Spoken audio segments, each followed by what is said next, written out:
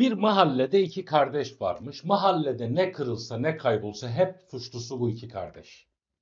Anneleri artık dayanamamış, almış bunları camiye götürmüş.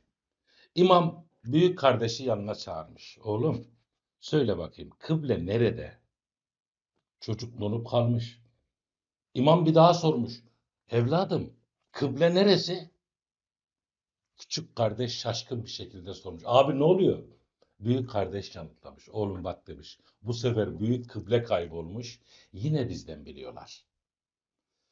Bu komik bir hikaye olabilir ama bir düşünün. Adınız hep suçluya mı anılıyor yoksa güvenilir mi? Bulunduğunuz yerde nasıl anılıyorsunuz? Bu adam güvenilirdir mi diyorlar yoksa kıbleniz şaşmış mı?